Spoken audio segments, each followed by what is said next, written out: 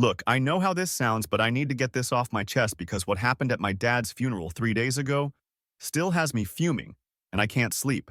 This is going to be long, but trust me, if you stick around for this mess, you're going to want to know how it ends. My dad Timothy passed away 2 weeks ago after battling cancer for 8 months. He was 67, and honestly, we all saw it coming, but it still hit hard.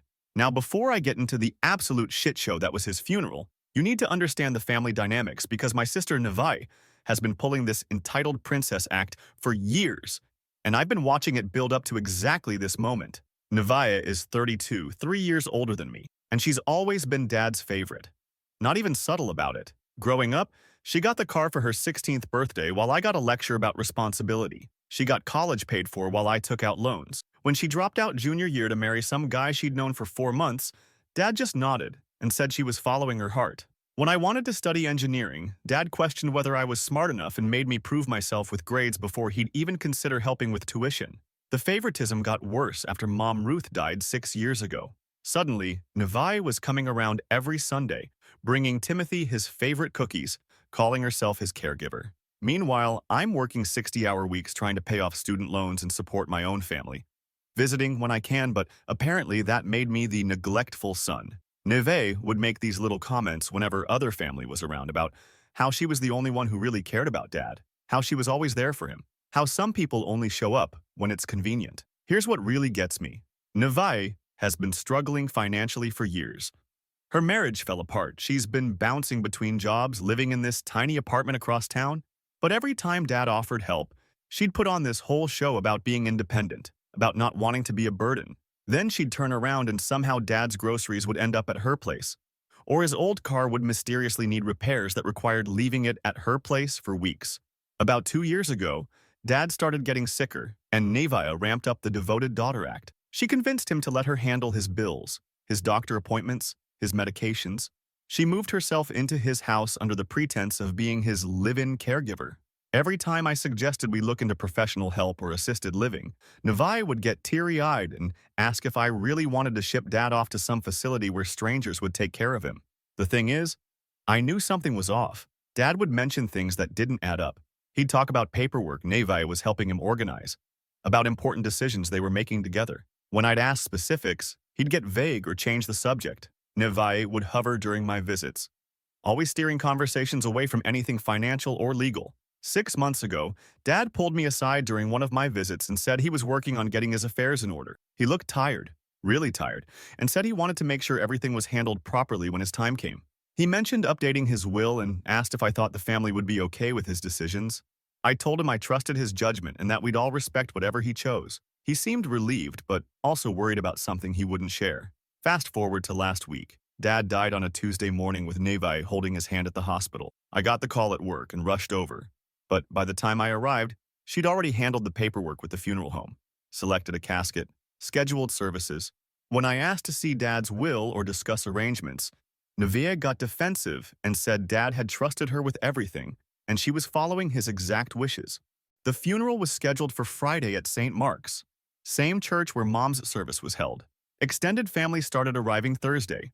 Our Uncle Dwayne from Portland, Cousin Jasper with his wife Kaylee, Aunt Evelyn, and her kids. During the visitation, I noticed Neve was holding court near the casket, accepting condolences and talking about how much Dad meant to her, how she'd devoted the last 2 years of her life to caring for him. That's when I overheard her talking to Uncle Dwayne.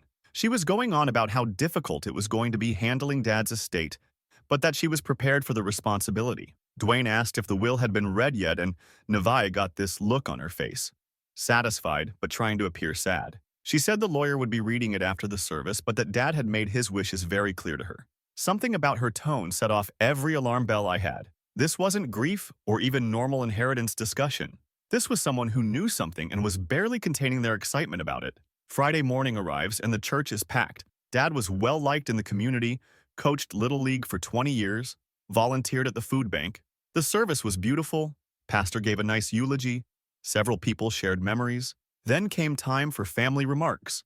I spoke first, kept it simple and heartfelt about Dad's values and what he taught me about work ethic and integrity. When I finished, Neve practically jumped up to take the podium. She started with the standard grief speech, thanking everyone for coming, talking about Dad's final months and how peaceful he was at the end. But then her voice changed, got stronger, more confident. She looked out at the packed church and said she had something important to share before we laid Dad to rest. Said it was something Dad had specifically asked her to tell everyone. That's when she dropped the bomb. She looked directly at me, then at Uncle Dwayne and the rest of the family, and announced that Dad had left his entire estate to her. Everything. The house, his savings, his life insurance, his truck, all of it going to his devoted daughter, who had sacrificed everything to care for him in his final years. She said Dad felt it was only fair since she was the one who was actually there for him, unlike his other children who were too busy with their own lives to visit. The church went dead silent. I could see family members turning to look at each other, confused and shocked. Uncle Dwayne's mouth was hanging open. Cousin Jasper looked like he'd been slapped. But here's the thing that really gets me. Nevi wasn't done. She kept going, saying Dad had been disappointed in his other children, that he'd told her he wanted his legacy to go to someone who would honor it properly. She actually used the words, "his other kids get nothing," while looking straight at me. The audacity of this woman, using Dad's funeral as her personal inheritance announcement, trying to humiliate me in front of our entire extended family and half the town, acting like she'd earned Dad's entire life's work because she'd played caregiver for 2 years while manipulating a sick old man. That's when I stood up, reached into my jacket pocket and pulled out a manila envelope that I'd been carrying for 6 months. See, Dad hadn't just mentioned updating his will back in March. He'd actually done it. And he'd given me a copy for safekeeping because he was worried about keeping important documents in the house with everything going on. I walked up to that podium while Nevaeh was still basking in her moment of triumph, looked out at the same crowd she'd just tried to shame me in front of, told them I had something to add about Dad's final wishes. The look on Nevaeh's face when I opened that envelope and started unfolding papers was absolutely priceless. All that confidence just drained right out of her as she realized what I was holding. I started reading the real will, dated just 4 months ago. Dad's actual final wishes about who would inherit what and why.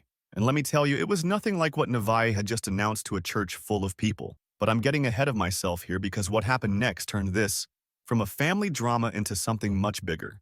The contents of that will and what Dad actually wrote about each of us, well, that's going to require its own post because this is already getting long, and I need to gather my thoughts about how to explain the rest.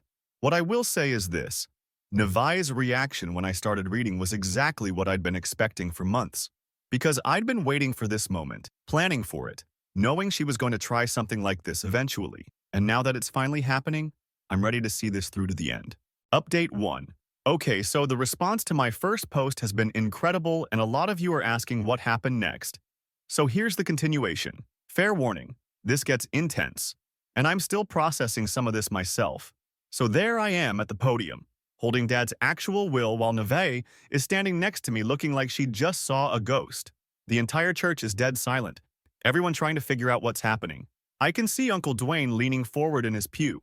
Cousin Jasper has his phone out like he's recording, and Aunt Evelyn looks confused as hell. I started reading the opening section where Dad states his mental competency and the date, April 15th, just 4 months ago. Nevaeh immediately interrupted me, saying this was inappropriate, that we should handle family business privately, not air it out at a funeral. She tried to take the microphone from me, but I wasn't having it. I told her she was the one who decided to make inheritance announcements at Dad's funeral, so now we were going to hear what Dad actually wrote. The whole church could see her panic rising as I continued reading. Here's what Dad's real will said, and this is where it gets complicated. Dad left the house to me, along with his truck and about 60% of his savings. But here's the thing. He also left specific provisions for Nevaeh. $20,000 outright, plus his vintage watch collection and Mom's jewelry. Not exactly the nothing she'd claimed I was getting, but also not the everything she'd announced she was inheriting. But the real bombshell came in Dad's personal letter that was attached to the will. See, Dad didn't just write legal documents. He wrote explanations. And his explanation for the inheritance split was brutal. Dad wrote that he was grateful to Nevaeh for her care during his final months, but that he'd become aware she had been going through his personal papers without permission, making financial decisions without consulting him, and had asked him multiple times to change his will in her favor. He wrote that while he appreciated her help, he was concerned about her financial judgment and her tendency to assume authority over matters that weren't hers to control. The letter went on to say that he was leaving me the house because I had never asked him for anything, never pressured him about inheritance, and had always encouraged him to make decisions that were right for him rather than trying to influence those decisions for my own benefit. But wait, it gets worse for Nevaeh. Dad also wrote that he had recently discovered some financial discrepancies in his accounts that he was still investigating, and that he hoped these issues would be resolved honestly by all parties involved. As I'm reading this, Navaya is getting more and more agitated. She keeps trying to interrupt, saying the letter is private family business, that I'm embarrassing Dad's memory, that this isn't the time or place. But I kept reading because she'd started this public spectacle and now everyone was going to hear the truth. When I finished reading, the church was still silent, but you could feel the tension. Uncle Dwayne was staring at Navai with this look of understanding dawning on his face. Cousin Jasper was shaking his head like pieces were falling into place. Aunt Evelyn looked mortified. That's when Navai completely lost it. She started yelling at me right there at the podium, saying I had no right to humiliate her like this, that Dad was confused in his final months, that the will I was reading was probably forged or outdated. She claimed Dad had specifically told her just weeks before he died that he was changing everything to leave it all to her. I let her rant for a minute, then pulled out my second piece of documentation, the lawyer's letter confirming the will's validity and stating that no subsequent changes had been made. Dad had specifically instructed his lawyer to send me a copy because he was worried about documents being altered or destroyed. This is where Navai's whole story started falling apart in real time. She tried to claim Dad must have been manipulated into writing that letter, that someone had influenced him against her. She actually accused me of manipulating a dying man, which was rich, considering she'd been living in his house and handling his affairs for 2 years. Uncle Dwayne finally stood up and asked Navai directly if she had been going through Dad's papers without permission.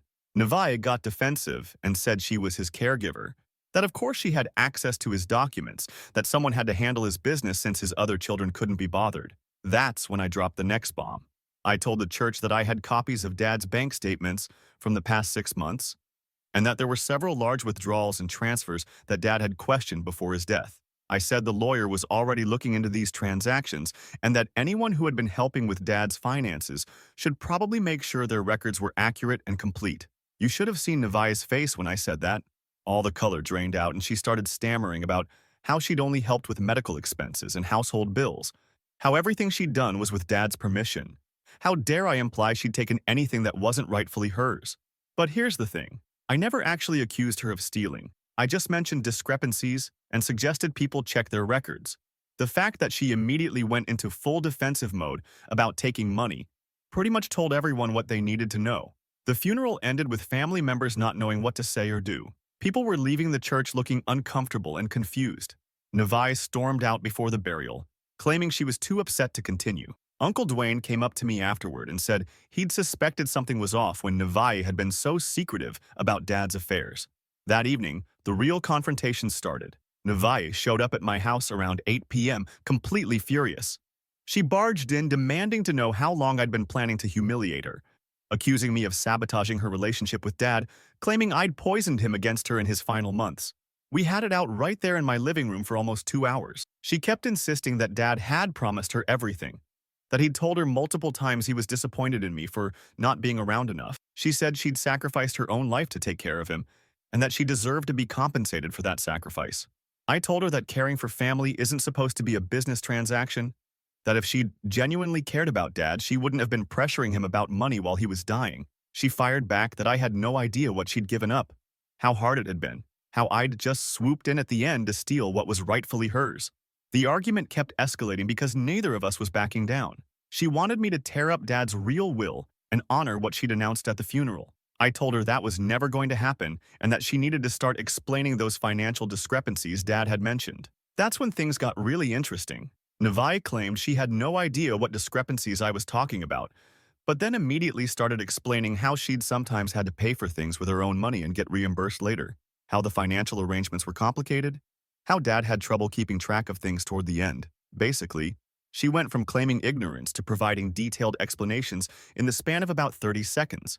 Which pretty much confirmed that there were indeed financial issues that needed investigating. The conversation ended with Navai threatening to contest the will, saying she had witnesses to Dad's promises, claiming she had documentation proving her version of events. I told her to go ahead and contest it, that I welcomed a full legal review of everything that had happened in Dad's final months. She left that night still furious, but also clearly worried about something. And honestly, that's exactly where I wanted her, worried, defensive, and making mistakes, because she's panicking. Because here's what I haven't told you yet. I've been documenting things for months. Not just Dad's will and the lawyer's letters, but bank records, medical appointment schedules, Even some conversations I recorded when I started getting suspicious about Nevaeh's behavior. Dad might have trusted her, but I sure didn't. And now that this is all out in the open, I'm ready to push this as far as it needs to go. Nevaeh wants to play games with family inheritance and try to humiliate me in public? Fine. Let's see how she handles a real investigation into her caregiving activities. Update 2. Holy hell, you guys. The past week has been absolutely insane, and I need to get this down while it's still fresh, because Nevaeh has completely lost her mind and is trying everything she can think of to salvage this situation. Spoiler alert, it's not working out for her. So after our confrontation at my house last weekend, I figured Nevaeh would lay low for a bit and maybe try to work out some kind of deal. Wrong. This woman decided to go on the offensive, and it's been a complete disaster for her. Monday morning, I get a call from Uncle Dwayne, asking if I knew that Nevaeh had been reaching out to extended family members, telling them I had forged Dad's will and was trying to steal her inheritance. She'd apparently spent Sunday evening working her way through her contact list, calling everyone who'd been at the funeral to give them her version of events. According to Dwayne, Nevaeh told him that I'd been jealous of her relationship with Dad for years, that I'd manipulated Dad into changing his will while he was weak and sick, and that the letter I'd read was completely fabricated. She claimed she had witnesses who could prove Dad had promised her everything, and that she was going to fight this legally. The thing is, Dwayne isn't stupid. He told me he'd been wondering why Nevaeh had been so secretive about Dad's condition and care arrangements.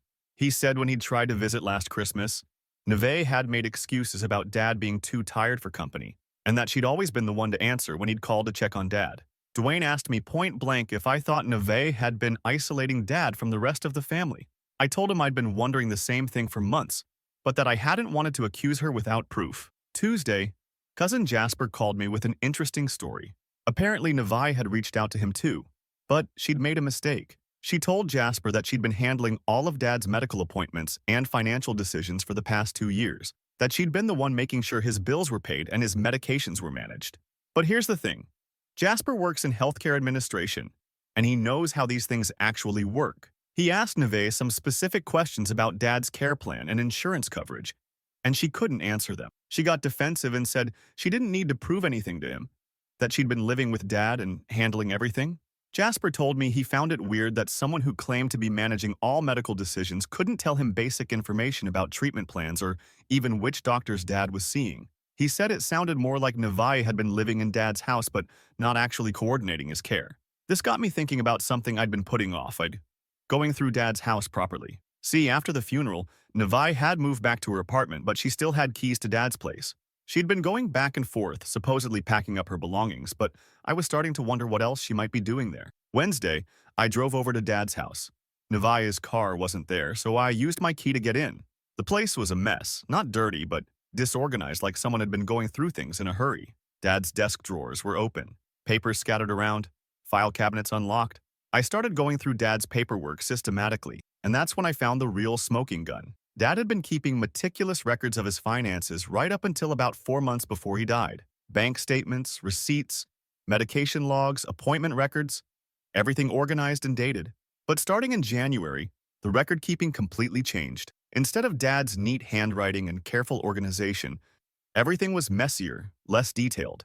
Bills were getting paid late, appointment scheduling was haphazard, and there were these weird cash withdrawals that Dad had never made before.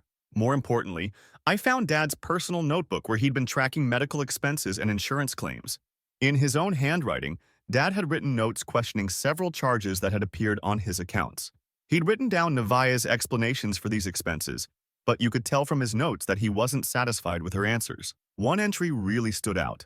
Dad had written that Nevaeh claimed she'd paid for a medical equipment rental with her own money and needed to be reimbursed. But when Dad called the medical supply company, they had no record of any rental under his name or insurance.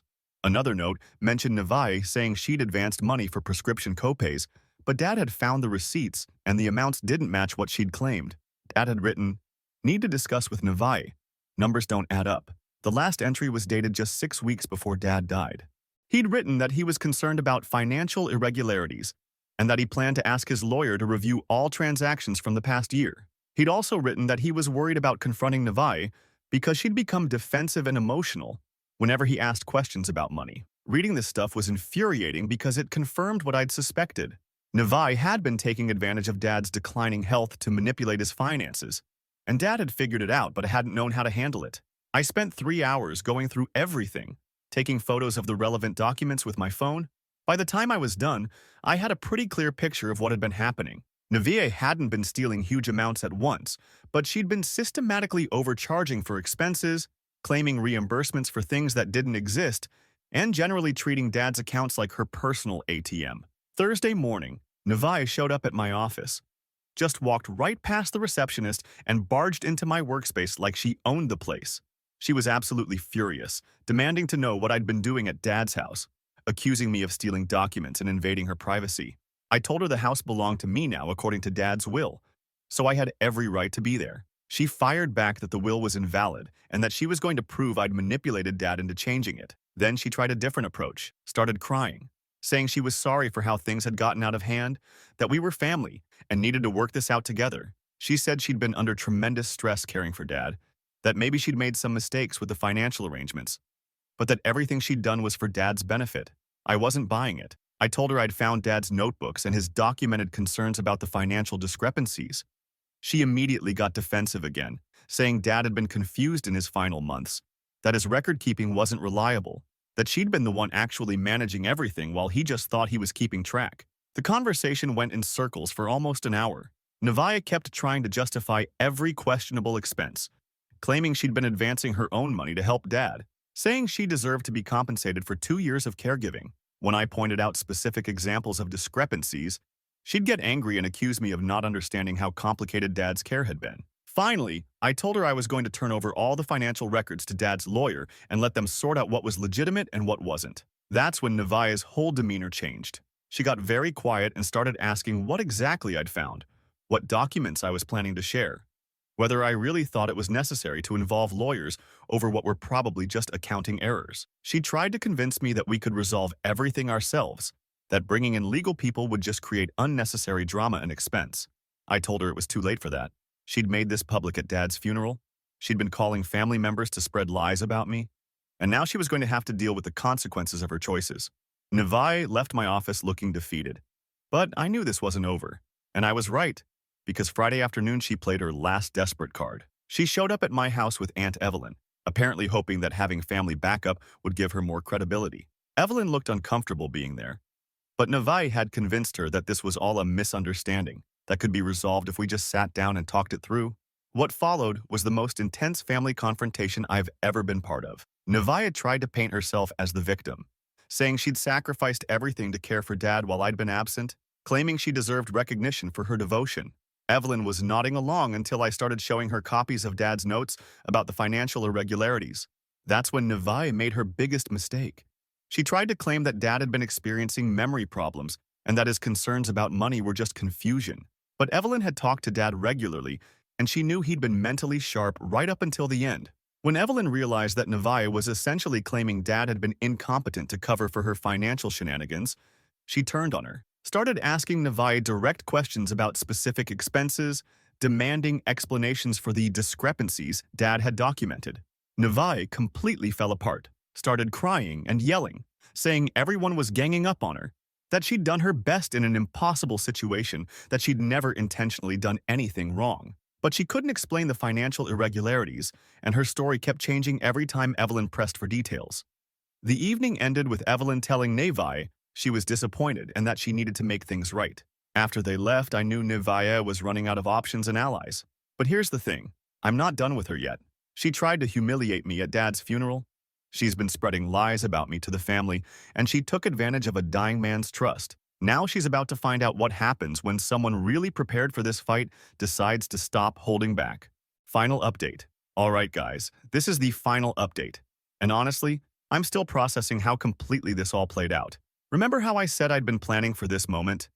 Well, it turns out 2 years of preparation pays off when someone tries to screw you over at your father's funeral. After Navia's meltdown with Aunt Evelyn last Friday, I knew she was desperate and running out of options. But what I hadn't anticipated was just how far she'd be willing to go to try to salvage this situation. And what she definitely didn't anticipate was that I'd been documenting everything for months, just waiting for her to make exactly these kinds of moves. Saturday morning, I got a text from Navai asking if we could meet one more time to work things out before involving lawyers. She suggested we meet at Dad's house to go through his things together and figure out a fair way to handle the estate. She was trying to sound reasonable and cooperative, but I could tell she was panicking. I agreed to meet her there Sunday afternoon. But here's what Navaye didn't know. I'd already spent Saturday meeting with Dad's lawyer and a forensic accountant. See, while she'd been running around trying to convince family members that I was the problem, I'd been building an airtight case showing exactly what she'd been doing with Dad's money. The forensic accountant went through everything I'd found in Dad's records, plus the bank statements I'd requested from Dad's accounts. What they found was even worse than I'd suspected. Over the past 18 months, Navai had systematically overbilled Dad for expenses, created fake receipts for medical equipment that was never purchased, and charged him for services that were never provided. We're talking about almost $30,000 in fraudulent charges. Not huge amounts at once, but consistent, deliberate theft from a dying man who trusted her.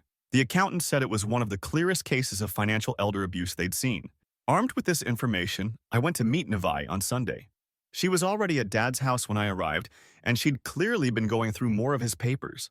She immediately started talking about how we needed to put family first, how Dad wouldn't want us fighting over money, how we could split things fairly if we just worked together.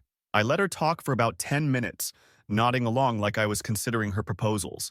Then I pulled out the forensic accountant's report and laid it on Dad's kitchen table. Navai's face went completely white when she saw the official letterhead and the detailed breakdown of fraudulent transactions. She tried to play it off, saying she didn't know what I thought I'd found, but her voice was shaking. I started reading through the specific charges. The medical equipment rental that never existed, $800. The prescription copays she'd claimed to advance but had actually gotten reimbursed by insurance, $1,200. The home care services she'd billed Dad for but had provided herself, over $6,000. With each item I read, Navaya got more defensive. She kept trying to interrupt, saying the numbers were wrong, that I didn't understand the complexities of Dad's care, that she'd been doing her best in a difficult situation. But when I showed her Dad's own handwritten notes questioning these exact charges, she couldn't explain them away. That's when I told her what was going to happen next. I was turning the forensic report over to the district attorney's office for investigation of elder financial abuse. I was filing a civil lawsuit to recover the stolen money plus damages, and I was making sure every member of our family knew exactly what she'd done to Dad.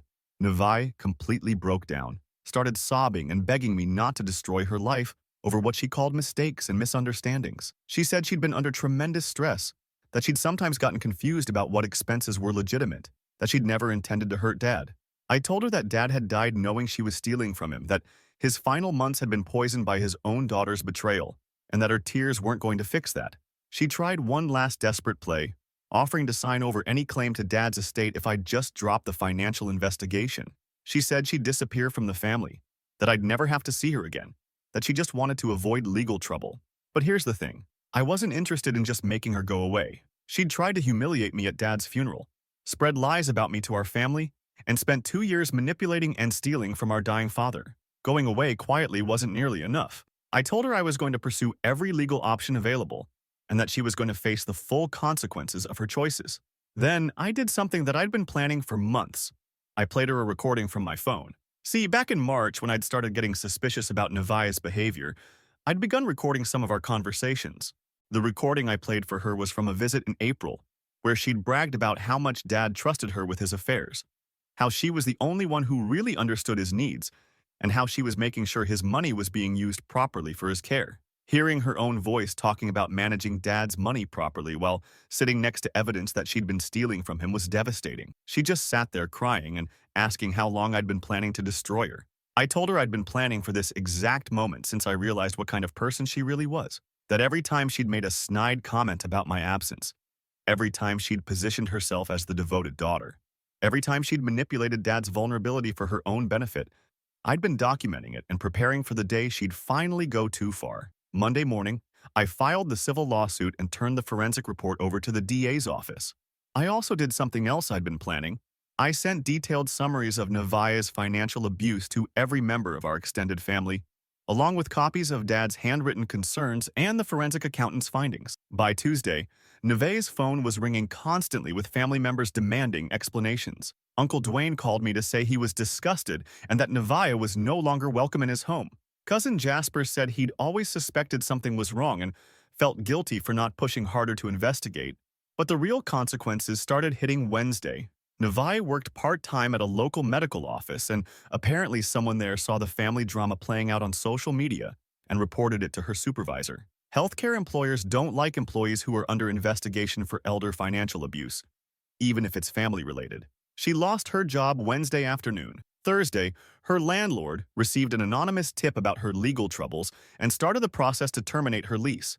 Turns out her lease agreement had a clause about tenants engaging in illegal activities, and being under investigation for financial crimes was enough to trigger it. By Friday, Navaya was facing eviction, unemployment, a civil lawsuit demanding $30,000 plus damages, and a criminal investigation that could result in felony charges.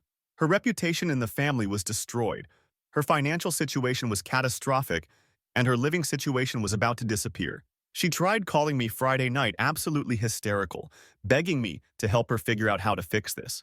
She said she was going to be homeless, that no one would hire her with the investigation pending, that her life was completely ruined. I told her that was exactly what I'd intended to happen, that she'd destroyed Dad's peace of mind in his final months, tried to steal his life's work, and attempted to humiliate me in front of our entire family and community. Now she was experiencing consequences that matched her actions.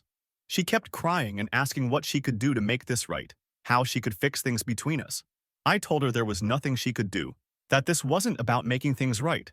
This was about her facing the results of her choices. The call ended with her begging me to at least help her avoid criminal charges, saying she couldn't survive in jail, that she'd learned her lesson and would never do anything like this again. I told her she should have thought about that before she decided to steal from our dying father and lie about it at his funeral. As of today, the DA's office has confirmed they're moving forward with charges. The civil lawsuit is proceeding, and my lawyer says we'll likely recover the full amount plus damages. Navai has been forced to move in with a friend because she couldn't make rent, and she's been unsuccessful in finding new employment.